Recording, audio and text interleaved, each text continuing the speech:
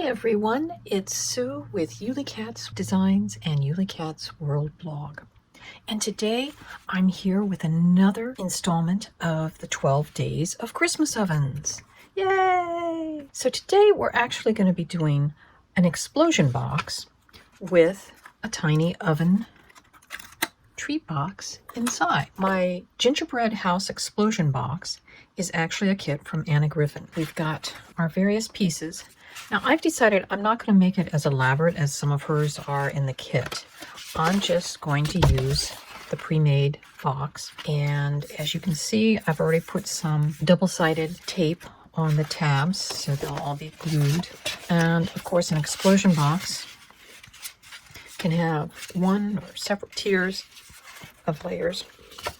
So I'm going to start by taking the foam dots off of this center piece, and I'm just matching all of the fold lines up so that's all together. And then, as you can see, I've put more double-sided tape along the back side of the box, and this is what's going to hold the box to the base. So it's wonderful to have a pre-printed box with all of the decorations already on it. Now, those of you who know me know I love three-dimensional things, and one of these days I will do a really over-decorated one of these. So as you saw, I just folded it in half, folded the tab over so it would work, and now to get the sides of this, lining the edge up, line that off. Now, I'm not going to smooth it all the way up because I've got to fit this in there yet.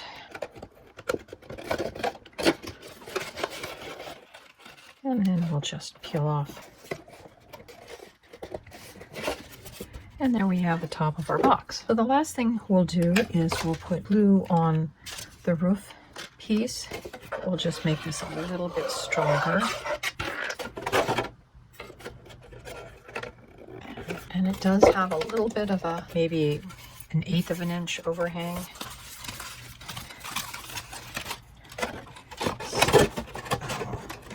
Close that up. We have a delightful box that will open up when we do that. Now I have a few little design elements that I'm going to put in the center. So we will go ahead and glue down these little flat decorations, which are going on the outer layer of the box. And of course, is one of Anna Griffin's kit's strengths is that they have color coordinated memorabilia that makes it easy to decorate in a quick fashion. So I have the bottom or the outer layer of the box decorated just with flat decorations. And then on the inside, I've gone ahead and I've put on, I don't know if you can tell, but these sentiments are like little stickers with foam in between to raise up the sentiment. I've got two smaller ones, one that says "'Tis the Season" and "Warmest Wishes" that I'll put on either side. But I want to add a little bit of greenery since they're smaller. So I'm going to cut this piece poly in two, and we'll just put something like that, and we'll give the "'Tis the Season" a little extra push. Of course, our central element is going to be our oven box. It's just the perfect size for maybe a small bag of Hershey Kisses, chocolate kisses, some chocolate truffle or two, very tiny cookies. So our next thing we're going to do is we'll make our oven, and it's going to be in similar colors but slightly different papers. So I've cut out all of my oven pieces, and that includes a piece of acetate that's 1.5 inch by 1 inch, and we're going to adhere it to the inside of this oven door, and then we'll put it over that. And the reason we're doing that is because this oven door has the flap that will go into the slot, which will hold this closed. And because we're dealing with acetate, we're going to use some of our double-sided tape rather than glue. This is an 1/8 inch wide double-sided tape, and I'm just putting it on the edges on either side of the opening. And the white cardstock that I've used for the outside of the oven is actually a coated cardstock. Because this is a coated cardstock, to adhere the door, I'm going to use double-sided tape again, mostly because this is going to be connecting up with the acetate. But I find that glue and double-sided tape work best when you're gluing onto this coated cardstock.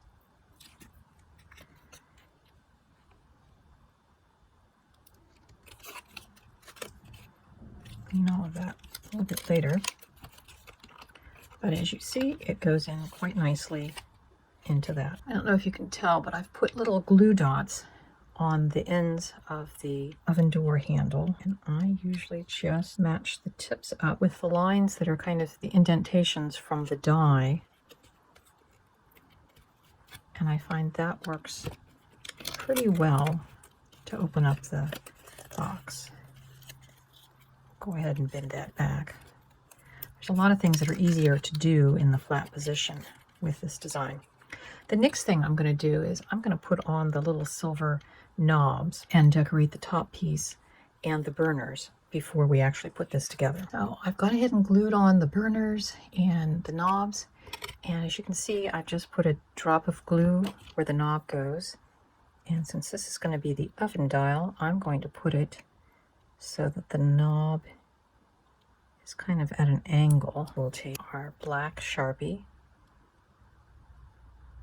and we'll cut in the knobs. So I've put my double-sided tape along the edges. I just ran one strip along both sides, and then I took my scissors and snipped on the back and side. And when I stamped using StazOn ink onto this shiny cardstock, which as I go over it, you notice it was accidentally got an ink splot. So I had this little holly and berries left over from another project, and I put a glue dot on the back of it, so that's going to hide my little oops with the ink. Extras. So like double-sided tape. Oh, let's see. I gotta get this right. I'm going to put a little bit of glue right along the edge that doesn't have any double-sided tape. So we've got that. I'm going to go ahead and pull off the back edge of that. You can see how nicely this is all going together. And then I'll finish the rest of this off camera. So I've got the tape runner pulled off. I've put glue on the edge, and then we're just going to close up our box, just matching the edges for each of the different sides. And I actually ended up putting glue in between because we had the non-coated side to the non-coated side, and I peeled off that piece of tape there. I'm going to put a tray of cookies on top of the stove. This die set comes with a series of different cookies that you can cut out. I find that if I can leave them in the backing paper, I just use gel pens to color as if there's like colored sugar on there. So I've got all the cookies glued onto the tray. I've put the spatula on, and I've glued the little oven mitt so that it's like they're holding the tray. Glue on the back of this. So we're just going to kind of put it on, and then the next thing we'll do is we'll adhere our little railing to the side that we can hook the pot holders onto. So I used my double-sided narrow tape to adhere the bar on, and again I just put a strip across the back, folded in underneath any of the excess double-sided tape. Now I've just put glue dots on the back of the little pot holders, and then we've got a cute little side to that. I think I'm going to leave this side blank. We've got the back decorated. So open up our box. I put the weight in there just to get those things to dry.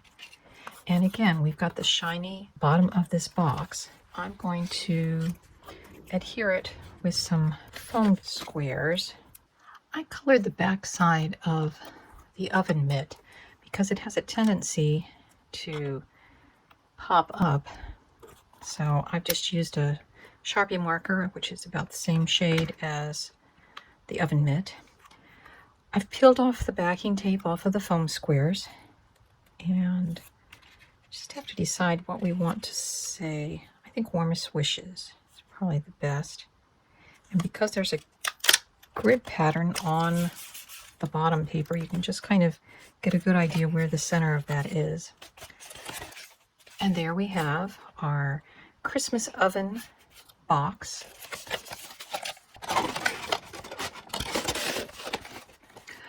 And here's the reveal of our gingerbread house explosion box with a Christmas oven inside. So we've got all different kinds of pretty images.